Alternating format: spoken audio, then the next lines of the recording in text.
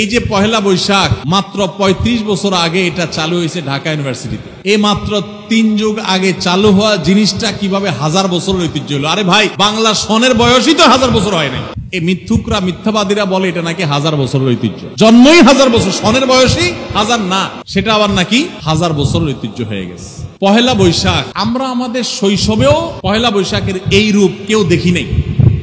আমাদের চাইতে বয়সে যারা বড় মুরব্বীরা আছেন তারা তো আরো দেখেন নাই, কারণ শুরুই হয়েছে ৩৫ বছর আগে। কিশোরগঞ্জের মিঠামইন থেকে অষ্টগ্রাম পর্যন্ত ১৪ কিলোমিটার হাওড়ের রাস্তা রঙিন করা হয়েছে পয়লা বৈশাখ উপলক্ষে, গিনেস বুকে ওয়ার্ল্ড রেকর্ড হিসাবে স্থান পাওয়ার জন্য।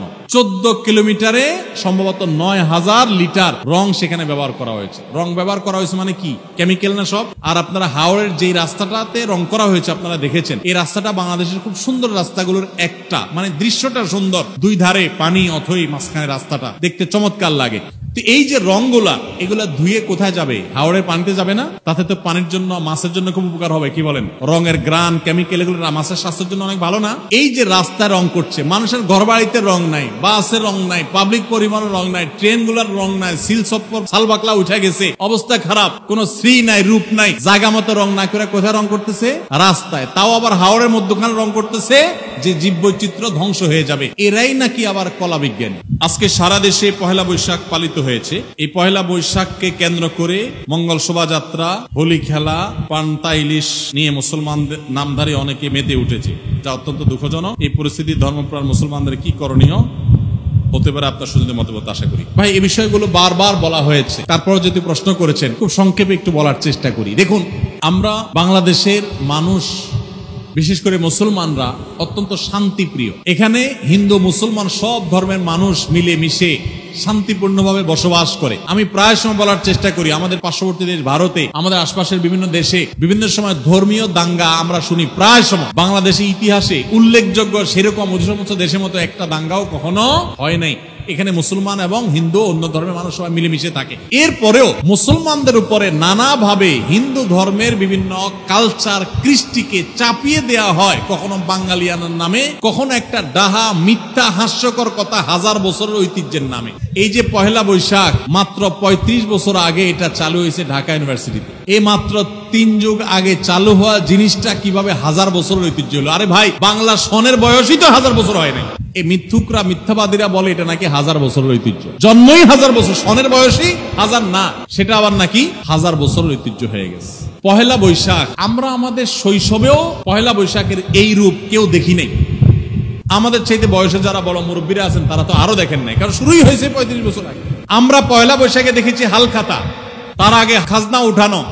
হঠাৎ করে এটা আমদানি করে হিন্দুদের চৈত্র সংক্রান্তি, আশ্বিন মাসে রান্না করে কার্তিক মাসে খাওয়া, বিভিন্ন প্রাণীর মুখোশ এগুলো নিয়ে যাওয়া, বিভিন্ন অশুভ শক্তি থেকে পানা চাওয়া, আশ্রয় চাওয়া। এরপরে পয়লা বৈশাখ উপলক্ষে কি একটা গান গায়, অগ্নি স্নানে শুচি হোক ধরা। মানে কি? আগুনের গোসলে পৃথিবী কি হোক? পবিত্র হোক। আগুন দিয়ে কি পৃথিবী পবিত্র হয়? কোরআন বলে আগুন হলো পাপিষ্ঠদের শাস্তি দেওয়ার মাধ্যম। এটা কি পবিত্র হওয়ার মাধ্যম? এটা হিন্দু ধর্ম মতে হতে পারে। তো খুব দুঃখজনক বিষয় যে সারা বছর জুড়ে হিন্দুর যত পূজা অর্চনা আছে সবগুলো একসাথ করে বাঙালিয়ানা ট্যাবলেট দিয়া মুসলমানদেরকে খাওয়াই দেওয়া হচ্ছে। বাংলা নববর্ষ বা বাংলা সন, এই বাংলা সনের প্রবর্তক কে ছিলেন? সম্রাট আকবর। সম্রাট আকবরের আমলে বাংলা সনটা যে হয়েছে এটা হিজরি সনের সাথে মিল করে হয়েছে। হিজরি সনটা হলো লুনার, চান্দ্রবর্ষ, আর বাংলা সনটাকে শুধুমাত্র ওই সনটাকেই আপনার সৌরবর্ষে পরিণত করা হয়েছে, এটাতে রূপান্তর, কনভার্ট করা হয়েছে, জাস্ট এটাই। তাহলে বাংলা সনের সাথে হিজরি সনের একটা নিগুড় সম্পর্ক আছে। সম্পর্ক কি? ওইটারই একটা রূপ মাত্র এটা। সেই সনটাতে, সেই সনটার প্রথম দিনটাতে মুসলমানদেরকে যত সব শিরকি কর্মকাণ্ড করে তারপরে মুসলমানদেরকে সেই দিন বরণ করতে আমাদেরকে নির্দেশ দেওয়া হচ্ছে। খুবই দুঃখজনক, খুবই আপত্তি। মঙ্গল শোভাযাত্রা করা হয় কেন? অনেকে আছেন এগুলো বললে বলে ভাই এগুলা কোনো প্রার্থনা না, কিছু না, আপনারা অযথা ঝামেলা করেন। আপনি নিজে মঙ্গল শোভাযাত্রা কি ও কেন লিখে সার্চ দেন। আমি কালকেও সার্চ দিয়েছি, উইকিপিডিয়াতে তথ্য পাবেন কেন মঙ্গল শোভাযাত্রা হয়, এবং এটা নিয়ে বিভিন্ন পাবলিক বিশ্ববিদ্যালয়ের বিভিন্ন চারুকলা সহ বিভিন্ন ডিপার্টমেন্টের গুরুত্বপূর্ণ দায়িত্বশীল প্রফেসরগণ, শিক্ষকগণদের বক্তব্য বাংলানিউজ24.com সহ বিভিন্ন অনলাইন নিউজ পোর্টালে এখনো আছে, অনলাইনে আপনি পাবেন, সার্চ করেন দেখেন। সেখানে তারা তাদের সাক্ষাৎকার আকারে পরিষ্কার জানিয়েছে যে এটা হলো সারা বছর ভালো থাকার জন্য, মঙ্গল প্রার্থনার জন্য মঙ্গল শোভাযাত্রা। অর্থাৎ এই শোভাযাত্রা করলে এর মাধ্যমে মঙ্গল কামনা করা হয়। যে মানুষগুলো সারাদিন নিজেদেরকে বিজ্ঞান মনস্ক বলে, এই মানুষগুলো সারা দেশের সারা পৃথিবীর বিজ্ঞানীরা শুনে এটা আবিষ্কার করছে, ওইটা আবিষ্কার করছে, আর আমার দেশের কলা বিজ্ঞানীরা শুধুমাত্র মুখোশ ছাড়া আর কিছু আবিষ্কার করতে পারেনি। আল্লাহ এত সুন্দর চেহারা দিছে মানুষকে। আল্লাহ বলেছেন লাকাদ খালাকনাল ইনসানা ফি আহসানি তাকওয়িম, মানুষকে সবচেয়ে সুন্দর চেহারা দিয়ে আল্লাহ সৃষ্টি করেছেন।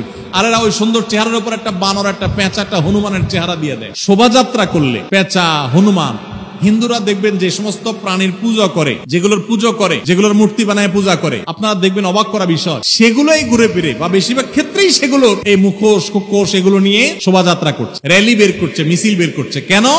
মঙ্গলের জন্য। মঙ্গল শোভাযাত্রা মানে কি? মঙ্গলের জন্য, মঙ্গল কামনা করে শোভাযাত্রা করা। এই মিছিল করলে, শোভাযাত্রা করলে এই সমস্ত মুখোশ, পেঁচা টেচা, এই সমস্ত বানর, আপনার ইঁদুর, এটা সেটা, এগুলোর মুখোশ নিয়ে রাস্তা দিয়ে ঘুরলে যদি মঙ্গল হয়, কল্যাণ হয়, তাহলে সব বাদ দিয়া সারা বছর এই কাম করো না কেন? মঙ্গলের মালিক কে? আল্লাহ রাব্বুল আলামিন। প্রতিদিন 5 ওয়াক্ত নামাজে আল্লাহ বলছেন হাইয়া আলাল ফালাহ, তোমরা এসো কিসের দিকে? মঙ্গলের দিকে। মুয়াজ্জিন ডাকছেন আল্লাহর পক্ষ থেকে, এসো কিসের দিকে? মঙ্গলের দিকে। মঙ্গলের দিকে আপনার যে যাত্রা হবে সেটা হবে মসজিদে যাওয়ার মাধ্যমে। কিসের মাধ্যমে? সেটা ওই বিভিন্ন প্রাণী প্রতিমার মুখোশ নিয়ে রাস্তায় চলাচল করা, র্যালি বের করার মাধ্যমে। আপনারা দেখেছেন কিশোরগঞ্জে মিঠামইন থেকে অষ্টগ্রাম পর্যন্ত 14 কিলোমিটার হাওড়ের রাস্তা রঙিন করা হয়েছে পয়লা বৈশাখ উপলক্ষে, গিনেস বুকে ওয়ার্ল্ড রেকর্ড হিসাবে স্থান পাওয়ার জন্য। 14 কিলোমিটারে সম্ভবত 9000 লিটার রং সেখানে ব্যবহার করা হয়েছে। রং ব্যবহার করা হয়েছে মানে কি? কেমিক্যাল না সব। আর আপনারা হাওড়ের যে রাস্তাটাতে রং করা হয়েছে আপনারা দেখেছেন, এই রাস্তাটা বাংলাদেশের খুব সুন্দর রাস্তাগুলোর একটা, মানে দৃশ্যটা সুন্দর, দুই ধারে পানি, অথই মাঝখানে রাস্তাটা দেখতে চমৎকার লাগে।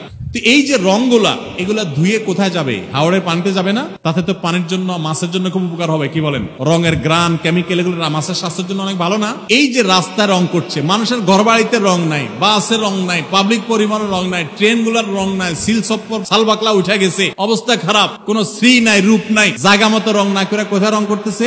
রাস্তায়। তাও আবার হাওড়ের মধ্যখানে রং করতেছে, যে জীববৈচিত্র্য ধ্বংস হয়ে যাবে। এরাই নাকি আবার কলা বিজ্ঞানী। এরা আমাদেরকে সারাদিন জ্ঞান দিতে আসে, সবক দিতে আসে। আল্লাহ তাআলা এই অপসংস্কৃতি থেকে আমাদেরকে সবাইকে রক্ষা পাওয়ার তৌফিক দান। বাঙালিয়ানার নামে হিন্দু ধর্মের কৃষ্টি কালচার মুসলমানদেরকে চাপিয়ে দেওয়ার যে অপচেষ্টা, কিয়ামত পর্যন্ত এদেশের মানুষ সেটাকে মেনে নেবেন ইনশাআল্লাহ। জোর করে চাপাই দেওয়া সংস্কৃতি সমস্ত মিডিয়া মিলে একযোগে প্রচার করেও আপনার এলাকায় কয়জনকে নামাইতে পারছে? সারা দেশে কয়জন নামাইতে পারছে? ঢাকা শহরে মোট কয়জন? আমরা যদি ঢাকা শহরে কোটি মানুষ বসবাস করি, কোটি মানুষের ভিতরে কত মানুষ বের হয়েছে? সামান্য কিছু মানুষ বাইরে, তাই না? সমস্ত মিডিয়া মিলে সকল যন্ত্র একসাথে প্রচার চালিয়েও তো কই লাখ মানুষকেও তো বের করতে পারেননি। এদেশে মানুষ ধর্মপ্রাণ। মুসলমানরা মুসলমানদেরটা, হিন্দুদেরটা হিন্দুরা। একজনটা আরেকজনকে চাপিয়ে দিবেন না। আজকাল খুব ভয়ঙ্কর ভাবে শিক্ষার নামে, সংস্কৃতির নামে এগুলো পুশ করা হচ্ছে, অ্যাগ্রেসিভলি পুশ করা হচ্ছে। ইমানের দাবির কারণে এগুলো থেকে আমাদের বেঁচে থাকতে হবে। আল্লাহ আমাদেরকে তৌফিক দান করুন। আমরা মঙ্গল কামনা করব কার কাছে?